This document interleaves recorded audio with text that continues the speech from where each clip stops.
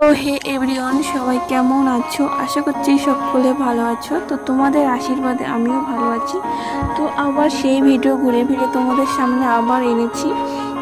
একটাই কারণ, যে ভিডিওটা আগে ছাড়া ছিল ওই ভিডিওটা তোমাদের অনেকের ভালোবাসা পেয়েছি, অনেকে ভালো ভালো কমেন্ট করেছো। তো সেই ভিডিওটা আমাকে ডিলিট করে দিতে হয়েছে পেজ থেকে, কারণ আমার ভিডিওটাতে ইস্যু দিয়ে দিয়েছিল। তো সেই কারণে আমার একদম পুরোপুরি মনিটাইজটা নিয়ে নিয়েছে। তো সেই কারণে পুরোপুরি ভিডিওটা ডিলিট করে দিতে হয়েছে, নাহলে আমার মনিটাইজটা আবার ফিরে আসেনি। তো সেই কারণে আমি ভিডিওটা ডিলিট করে দিয়ে আবার ভয়েস দিয়ে তোমাদেরকে দিচ্ছি। তো তোমরা একটু আগেরটা যেরকম ভালোবাসা দিয়েছো, আগের ভিডিওটা, এটাতেও সেরকম ভালোবাসা দিও, পাশে থেকো। তো সেই একই ভিডিও একবারে সেই দুবার দিচ্ছি, সবাই হয়তো বিরক্ত হবে, উল্টো পাল্টা ভাববে। তো বলো কী করব, আমার তো এখানে কিছু করার নেই, কারণ আমার তো একদম পুরোপুরি মনিটাইজটা নিয়ে নিয়েছিল। আমি যতক্ষণ না ভিডিওটা ডিলিট করেছি আমার ফেসবুক পেজ থেকে, ততক্ষণ আমার মনিটাইজটা ফেরত আসেনি। তো সেই কারণে ভিডিওটা আমাকে ডিলিট করে আবার ভয়েস দিয়ে ছাড়তে হচ্ছে।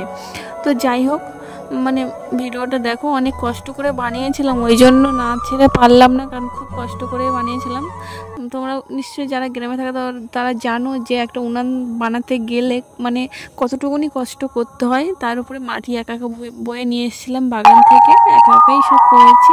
তো এবার সেই ভিডিওটা বলো, ডিলিট করে দেওয়ার পরে যদি এরকম ছাড়ার পরে ছাড়ার সঙ্গে সঙ্গে ইস্যু দিয়ে দিলে তবু একটা মনকে বোঝানো যায়, কোনো কিছু মনে হয় না। কিন্তু ছাড়ার এবার 4-5 দিন পরে যখন অনেকের থেকে অনেক ভালোবাসা পেয়েছি, ভিউজ অনেক হয়ে গেছে, হাজার হাজার, তো তারপরে যদি ইস্যু দিয়ে দেয় তাহলে বলো কেমনটা লাগে। তো আমারও সেম একই হয়েছে। তো সেই জন্য ভিডিওটা ডিলিট করে দিয়ে আবার ছাড়ছি। তো আমার উনুন বানানো তোমরা অনেকে আগের ভিডিওটাতে অনেক অনেক ভালোবাসা দিয়েছো, আশা করছি এই ভিডিওটাতেও তোমরা আমার ভালোবাসা দেবে। তো সেই জন্য তোমাদের সাথে আবারও শেয়ার করছি। তো সবাই ভালোবাসা দিয়ে পাশে থেকো। তো চলো, অনেক কষ্ট করে উনুনটা বানাচ্ছি। দেখো মাটিটা এখান দিয়ে যতটাই মাটি তুলছি, ভেতর থেকে মাটিটা এত হারে নরম, তো মাটিটা আস্তে আস্তে ভেতরভাবে ধসে পড়ছে। তো সেই জন্য দেখো, একবার ইট দিয়ে চেষ্টা করলাম, তারপর দেখলাম না, ইট দিয়ে হচ্ছে না ঠিকঠাক করে, পাখার খাঁজটাই নষ্ট হয়ে যাচ্ছে। তো সেই জন্য আবারও কেল্লি দিয়ে বসিয়ে রাখছি। তো তারপরে সাইড দিয়ে দেখো আমার এই উনান তৈরি আপাতত আজকের মতো কমপ্লিট। তো এরপর এটা রোদি শুকনো করবো, তারপর প্রত্যেক দিন তো এটাকে গোবর দিতে হবে, লেপতে হবে যাতে ফাটলটা বন্ধ হয়।